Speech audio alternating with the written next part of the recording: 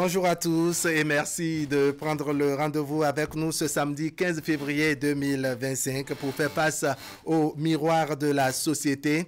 On se retrouve au lendemain d'une date plutôt singulière et symbolique pour les amoureux, la journée du 14 février, la fête de Saint-Valentin notamment, où beaucoup saisissent l'occasion pour témoigner leur flamme à leur bien-aimé. Chacun vit cet amour à sa manière et en parle comme il le souhaite. Mais nous, ce matin, on se lance dans un exercice tout aussi délicat que complexe. On va se mirer dans la glace pour trouver la solution à une équation quelque peu interrogative.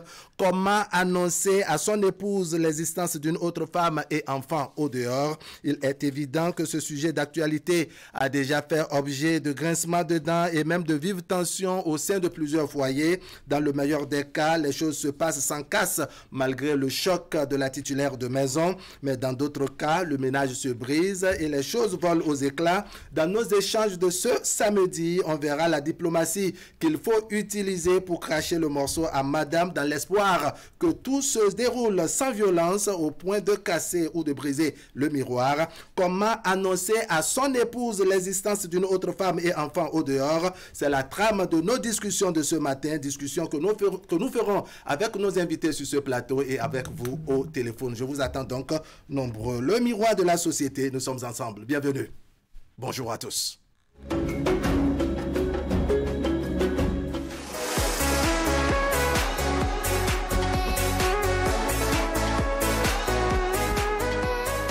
Votre émission de divertissement démarre désormais. Sachez que nous allons prendre ensemble ce rendez-vous mercredi, jeudi et vendredi à partir de 12 h sur les antennes de Canal 3 Bénin, mi-journée. Et puis nous allons nous amuser, histoire de commencer la deuxième partie de la journée en pleine beauté. Donc ne ratez pas ces rendez-vous.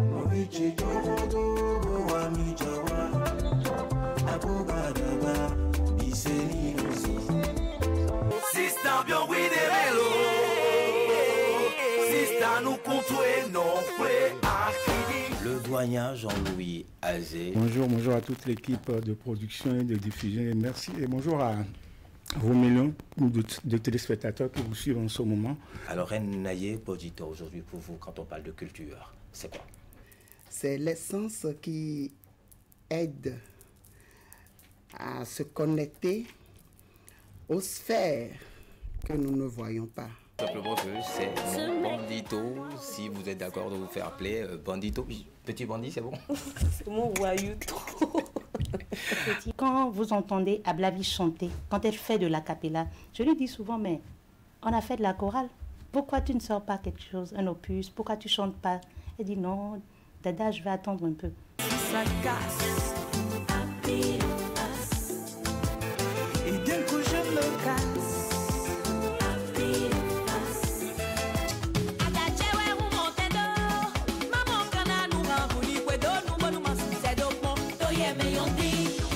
On se donne rendez-vous mercredi prochain avec beaucoup de chaleur. Portez-vous bien, au revoir.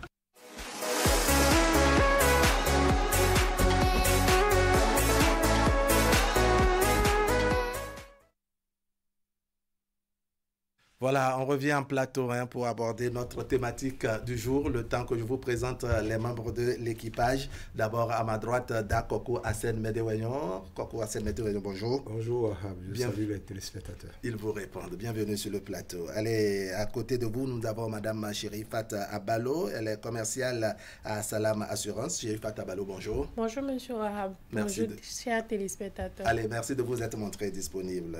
De l'autre côté, nous avons El Hadj Ramanou Damassi, opérateur économique. Bonjour. Bonjour Abdouahab. Merci. Salut téléspectateurs. Merci de faire face au miroir de la société ce samedi. Et puis nous avons une autre belle dame à ma gauche, Madame Ariel Koudia. Bonjour. Bonjour, monsieur Wahab. Bienvenue sur le plateau. Vous Merci. êtes présidente de l'ONG Enfants en Joie et coordonnatrice de projet. Vraiment, merci pour votre disponibilité. Une thématique plutôt singulière aujourd'hui. Comment annoncer à son épouse l'existence d'une autre femme et enfant au dehors? C'est autour donc de ce sujet que nous allons débattre. On fait face au miroir de la société, n'est-ce pas, pour décliner le sujet. Ma toute première question va s'adresser à Koko Hassen Medewayon. Comment vous voyez le sujet avant qu'on ne rentre dans les détails? C'est un sujet sensible. et un sujet qui nous amène à mieux réfléchir, puisque nous, polygames avérés, ce n'est pas difficile pour nous de l'annoncer. D'accord. Donc, pour ceux qui ont choisi rester dans leur foyer avec une seule femme, c'est un peu compliqué pour ceux-là. D'accord.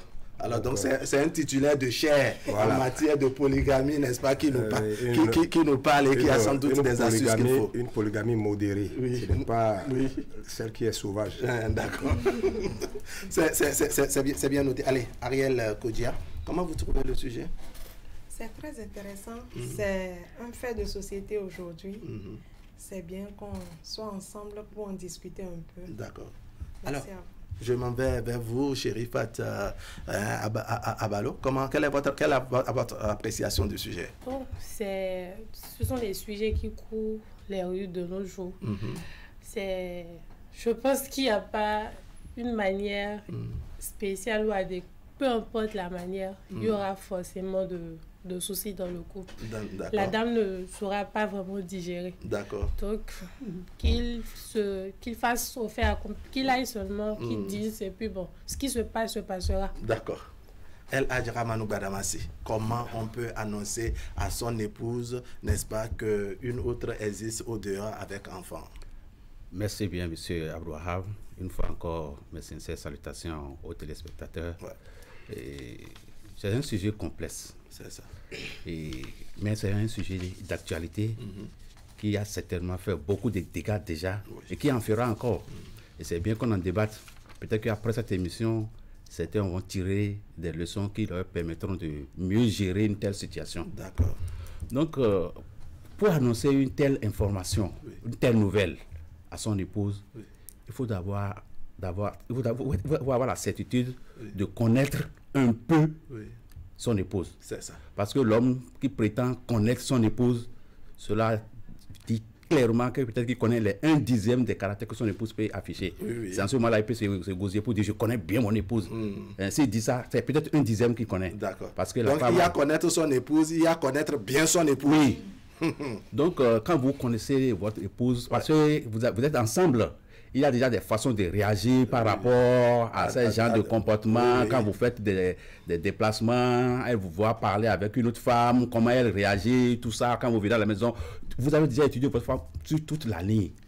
Voilà que le pire qu'elle craint là, c'est le pire qui est arrivé. C'est ça. Donc, au vu des discussions qu'elle menait au passé, vous aurez savoir les voies et moyens pour lui présenter le sujet et afin de ne pas briser le couple. D'accord. Parce qu'on ne peut pas, les femmes ne sont pas les mêmes. Et on ne saurait annoncer cette nouvelle de la même façon pour toutes les femmes. D'accord. D'accord. Alors, je vais poser la question à Madame Ariel avant qu'on ne rentre dans les détails et trouver la technique qu'il faut, le cheminement ou la démarche nécessaire. Qu'est-ce qui, selon vous, n'est-ce pas, amène, des hommes à voir femmes et enfants au dehors? C'est-à-dire, on a femme au dehors jusqu'à ce qu'il y ait enfant. Et il faut prendre du temps d'abord avant de venir annoncer. Selon vous, qu'est-ce qui conduit à tout cela?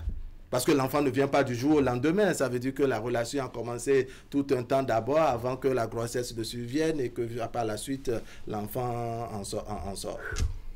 Bon, merci, M. Wahab. Est-ce qu'il y a une justification pour dire comment est-ce qu'une femme vient dans la vie d'un homme ou des enfants? Pour moi, non.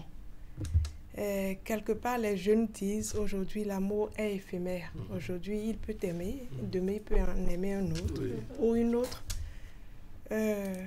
C'est arrivé. C'est arrivé. Et donc, déjà, c'est qu'il assume lui-même qu'il a cette femme et que cette femme est tombée grosse de lui. Et aujourd'hui, il a des enfants dehors. Bon, c'est une manière de dire aussi que de dire il a des enfants dehors. Parce que dehors, là, c'est où? Quand il se retrouve avec cette femme, elle n'est pas dehors. Elle est une femme à lui. Quand elle se retrouve à la maison, parce que c'est moi, je suis à la maison peut-être, il est là. Donc, pour moi, l'existence de dehors aussi, c'est à rediscuter. C'est une femme. Donc, finalement, c'est un homme qui a plusieurs maisons. Son dehors, là, c'est en fait une maison. Oui, c'est les autres qui disent dehors. Sinon, c'est chez lui. C'est chez la femme. Encore que des fois, on pense être la titulaire et pourtant on ne finit pas de découvrir que ce soit là. D'accord. Alors, Je reviens vers vous, Madame Cherifat Abalo. Est-ce que vous ne pensez pas que des fois, ce sont les comportements de la titulaire à la maison qui amènent l'homme à avoir une autre femme en cachette au dehors? Merci, Monsieur Warab. Bon, je pense qu'il n'y a pas de justificatif là, comme l'a dit Madame. Peu importe le comportement que la dame a à la maison, cela ne justifie pas le fait que monsieur ait une femme dehors. Si déjà de nature monsieur est infidèle, ce que j'ai fait à la maison, je pense qu'on trouve un moyen de s'entendre. Ça ne doit pas être le motif pour lequel il va chercher dehors. Son infidélité, c'est de base. D'accord. Il est infidèle, il est infidèle. Ah, d'accord. Oui. D'accord. D'accord, pour Assène Médéoyon. En temps normal, et ce que nous savons des anciennes générations, l'infidélité de papa dure l'instant où il parvient à convaincre la femme pour l'amener à la maison. Mais aujourd'hui, on constate que bon, les couples se forment officiellement à la maison et au dehors, une autre vie se mène. Qu'est-ce qui provoque ou bien qu'est-ce qui est à la base, je dirais, de cette nouvelle forme de vie aujourd'hui? Bon, quand on parle d'infidélité, moi je suis mal à l'aise d'entendre les femmes parler de l'infidélité. Parce que l'homme est censé rester avec une seule femme ou plusieurs s'il le veut. D'accord. Maintenant... Mais l'inverse n'est pas possible. L'inverse n'est pas possible. Ah je bon? ne vais même pas toucher ce point. C'est visiblement de la dictature. L'inverse n'est même pas possible. La femme va annoncer à son homme qu'elle a un autre homme dehors. C'est pas possible. Donc, vous savez, les caprices. Nous allons toucher de doigt les caprices dans les foyers. Et quand il y a des hommes qui sont tellement fidèles que ils n'ont même pas envie même de parcourir d'autres femmes en ville, mais leur seule femme. Mais seulement que voilà que la femme, tout ce que toi tu refuses, elle rejette en bloc. Elle ne veut pas accepter. Hein? Elle ne veut pas accepter ce que toi tu dis. Entre vous deux, le courant ne passe pas. Tu es obligé d'aller te recréer un peu pour voir si le courant peut passer. Maintenant. C'est-à-dire il faut se débrancher d'ici, aller tenter un branchement ailleurs pour voir s'il y a de l'électricité. Voilà, te déconnecter du système et aller chercher un peu ailleurs. Bon, voilà. Maintenant, quand je parle de caprice, il y a différentes sortes de caprices. Et quand la femme veut s'imposer dans le foyer, et à chaque fois, c'est toi qui corrige cette déviance, alors là, et tu vas chercher ailleurs pour voir ce que ça va donner. Maintenant, comment annoncer? C'est de ça nous parlons. Oui, on va revenir sur comment annoncer. Je voudrais voir avec El Hadj Rabane Badama si ce qui fait qu'aujourd'hui, n'est-ce pas, on a de femmes au dehors avec des enfants et qu'ils ont peine à venir annoncer ça à la maison. Parce qu'on sait que par le passé, même si le même phénomène existait depuis la nuit des temps, au moins papa avait le courage très rapidement de faire connaître l'existence de la nouvelle femme à la maman à la maison. Merci beaucoup. Je vais bondir sur un point de la réponse qu'a donnée ma soeur. Oui, Cherifat. D'accord. Quand elle disait tout à l'heure que quel qu'en soit ce que la femme va faire, l'homme infidèle est infidèle. Ça, c'est vrai. D'accord. Mais cela n'occupe pas aussi qu'il y a aussi les comportements des femmes qui poussent, qui favorisent, qui fait le lit pour l'infidélité de l'homme. D'accord. Il y a les comportements des femmes on peut dire même jusqu'à 80%. Wow. Il y a le comportement des femmes qui poussent l'homme à l'infidélité. Est-ce que vous entendez là? Et aller prendre une seconde épouse. D'accord. Vous voyez, ça dit qu'aujourd'hui... Mais c'est que souvent, on s'en va aussi découvrir que bon, celle qui a la seconde épouse là, c'est-à-dire a des dizaines de tomes de désagréabilité que celle qui était déjà à la maison. Bien sûr, ça peut arriver que l'homme, en voulant régler son problème, peut-être qu'il y a un problème qui est posé dans son foyer, que son épouse n'est pas parvenue à lui donner une solution. L'homme, en voulant chercher la solution à ce problème-là, crée encore d'autres problèmes plus graves. Ça arrive. Bon, mais cela ne veut pas décourager les hommes. D'accord. Ils vont toujours continuer.